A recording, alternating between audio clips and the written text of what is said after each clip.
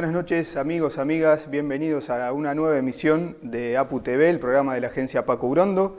Hoy tenemos un invitado especial, está con nosotros Norberto Emmerich, es licenciado en Relaciones Internacionales, doctor en Ciencia Política y una persona que entiende mucho el tema del narcotráfico porque lo ha estudiado y ha escrito acerca de él. Buenas noches Norberto, ¿cómo te va? Buenas noches, bienvenido. Muchas gracias por la invitación, ha sido un gusto por fin llegar aquí a la agencia Paco Urondo. Bueno, el gusto es nuestro y quería arrancar la entrevista preguntándote, vos mencionás, decís que el Estado no fue cooptado por el narcotráfico, sino que el proceso es a la inversa, generalmente por lo que vos estudiaste en Latinoamérica. Quería saber cómo entendés esta relación aquí en la Argentina y saber básicamente cómo es la relación entre el narcotráfico y el Estado y las fuerzas de seguridad en la Ciudad de Buenos Aires y en todo el país. Sí, en el caso argentino, llamativamente el grado de desarrollo de la relación entre el Estado y el narcotráfico es quizás uno de los más elevados de América Latina, aunque pareciera, por los dichos y por las frases que se emiten en los medios de comunicación, que estamos más cerca de una mexicanización del problema en la Argentina que de una argentinización del problema en México, ¿no? Y cuando hablamos, tal cual dice tu pregunta, de la relación entre Estado y narcotráfico, el problema en la Argentina es que las estructuras de las fuerzas de seguridad y en consecuencia el Estado como concepto aglutinante de todas ellas, son los que regentean directamente la actividad del narcotráfico, pululando alrededor del núcleo central de la fuerza de seguridad pequeñas organizaciones que con relativo éxito van montándose y desarrollando esta actividad que por supuesto es creciente.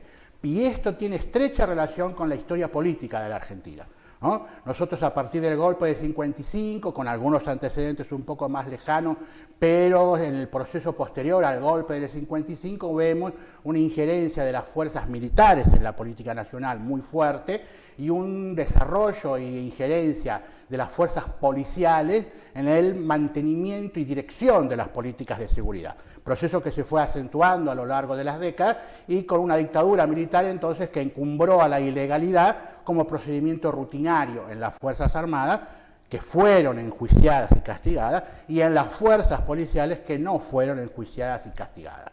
Al día de hoy, entonces, con un discurso en el cual el problema del crimen organizado e en general la problemática de seguridad es colocada en el primer plano de la agenda nacional, las fuerzas encargadas de combatir estos fenómenos son precisamente estas fuerzas, las dueñas del fenómeno. Y usted también dice en un libro, en el libro Geopolítica del Narcotráfico en América Latina, dice que el narcotráfico es como un emblema del capitalismo o es lo más acabado que ha conseguido el capitalismo. Me gustaría por ahí si se puede explayar un poco en esa terminología, esa idea, ¿no? Sí, esa es una idea que nos ayuda a entender el desarrollo del sistema capitalista como un desarrollo que tiene no una fase criminal, sino un componente determinante de sus características esencialmente criminal. Y en ese sentido, por supuesto, la comprensión del Estado nos ayuda a comprender al crimen organizado. Pero del Estado lo que más interesa comprender es su formación histórica.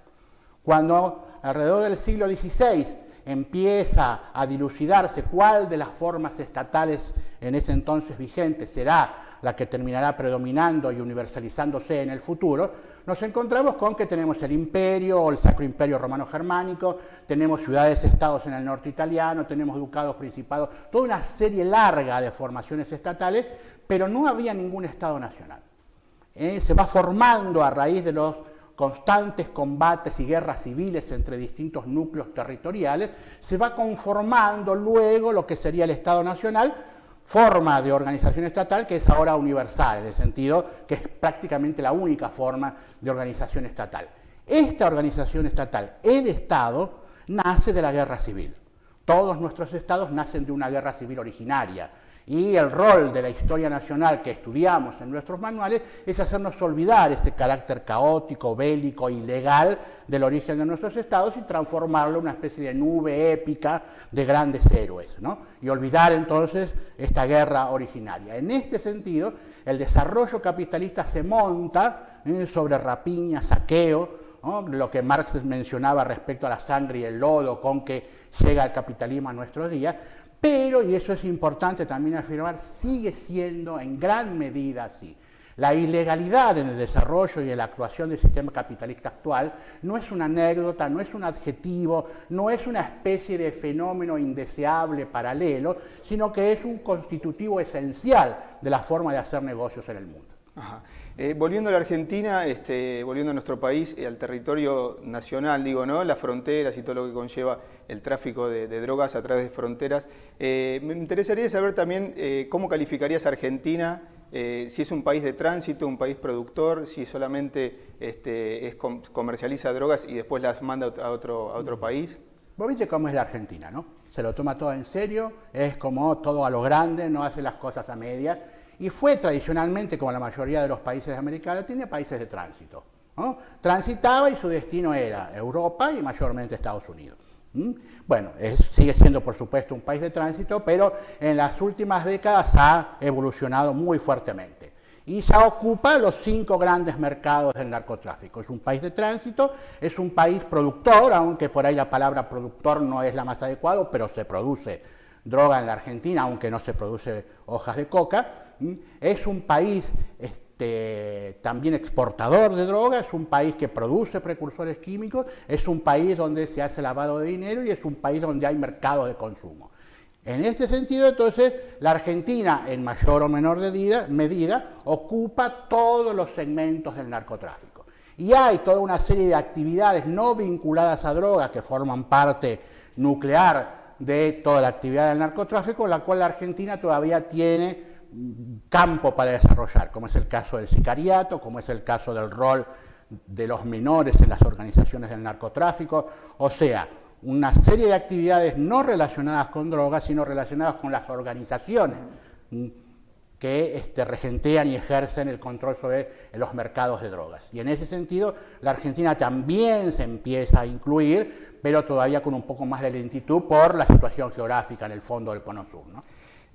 Ahora vamos a pasar al tema de Colombia. Hubo un plebiscito el domingo pasado. El plebiscito era por sí o por no, por la paz, por el convenio bilateral que hizo el gobierno con la FARC para, de alguna manera, empezar un proceso de paz que hace muchos años que Colombia no tiene, ¿no? El hecho de la disputa del territorial en Colombia es muy fuerte. Las FARC han tomado mucho territorio y el gobierno nunca ha cedido ese territorio. Hay una puja de muchos años. ¿Cuál es tu pensamiento acerca de esto? O sea, ¿por qué el plebiscito no ganó por el sí?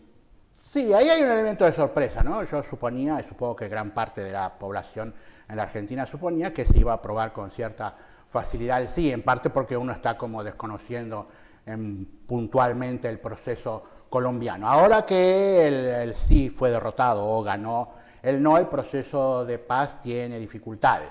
Pero evidentemente queda claro que lo que tiene dificultad es el proceso jurídico de firma de la paz, no el proceso de paz en sí mismo. ¿Qué quiero decir? Las FARC llegan a esta negociación derrotadas. La idea por ahí vieja, que era vigente hace una década atrás, de unas FARC bastante poderosas y con un control territorial fuerte, ya no es así.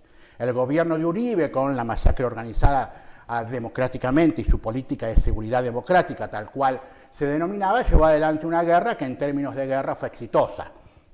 Esto implicó, por supuesto, una securitización de la vida social colombiana a un extremo que para nosotros sería totalmente intolerable. Esto implica también, entonces, que las opciones políticas y los rasgos ideológicos de la política en Colombia son totalmente derechizados, de tal manera que las opciones electorales son de centro derecha hacia derecha, no hay mucho más a la izquierda, hay persecución de líderes sindicales, persecución de activistas, presos políticos, una guerra permanente en el campo, y como resultado entonces, y esto es lo que significa el paso de la presidencia de Uribe a la de Santos, se deja la guerra como prioridad de la agenda nacional y se pasa entonces a la intención de que Colombia se incorpore al mercado mundial, lo cual implica, por supuesto, un escenario no bélico, un escenario de transparencia en el ejercicio de la actividad empresarial y un Estado que actúa más como recaudador fiscal que como ordenador de las relaciones sociales.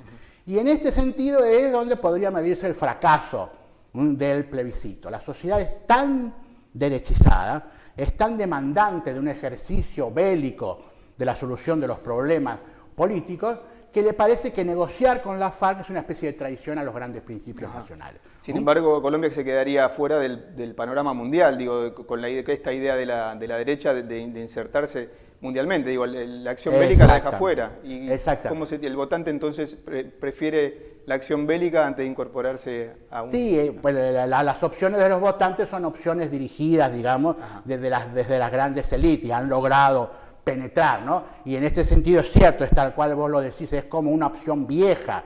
Lo moderno en términos de relaciones entre el imperialismo americano y Colombia sería firmar el acuerdo de paz y entrar en una forma más integrada al mercado mundial como proveedor de materias primas y sobre todo en la minería como actividad, bueno, toda una serie de requisitos que el capitalismo mundial pretende extraer de un país en el cual ya la guerra no sea la cuestión, porque entonces las inversiones no llegan, un país en el cual el territorio ha sido reconquistado por el Estado Nacional, sobre todo toda la parte oriental, y entonces llegarían las inversiones. Con lo cual la opción de Uribe y la derrota del sí en el plebiscito es un retroceso en términos de penetración del capitalismo internacional y de participación de Colombia en el mercado mundial. Eso es lo que no tendría sentido y auspiciaría la idea de que en una nueva ronda y a través de un nuevo esfuerzo podría el sí establecerse como triunfante en el proceso, pero hay que ver cómo se va desarrollando. Estados Unidos es un gran derrotado en esto, pero no desde una variante antiimperialista, sino desde una variante todavía más conservadora, ¿no? En el libro Geopolítica del narcotráfico en América Latina, haces una mención especial a un caso en el año 2006 que un periodista brasileño, Roberto Cabrini, le hizo una entrevista por celular, no se sabe si es verídica o no, a Marcos Williams Herbas Camacho, alias Marcola, jefe de la banda carcelaria de San Pablo denominada Primer Comando de la capital. Bueno, sinceramente, haber leído eso es sumamente fuerte, digo, ¿no? Sí. Lo que más me impactó, y quería a ver si me podés ayudar con esto, es saber cómo define su visualización el narcotraficante o la gente humilde, ¿no? A través de estos procesos, digo, ¿no? Cómo empiezan a captar poder, ¿no? En ese sentido. Vos te diste cuenta al leer, bueno, por empezar es apasionante, muy bien elaborado el discurso, aunque las sospechas de que es falso son muy fuertes, aunque hay argumentos y ciertas pruebas de que realmente lo grabó. Independientemente de eso, en cuanto a discurso, lo que tiene de apasionante a la hora de leerlo es su lógica, la coherencia. En el sentido de que Camacho, como el líder del primer comando de la capital, digo, es el cartel que domina toda la ciudad de San Pablo. Es un cartel que en el año 2006, si no me equivoco, cuando se produce el traslado de sus líderes de las cárceles en San Pablo a otras cárceles para descentralizar la conducción, la ciudad prácticamente queda en una sublevación, ¿no? Con cientos de muertos y todo lo demás. En ese sentido, lo que denuncia Camacho y lo que muestra es la hipocresía de la burguesía dominante.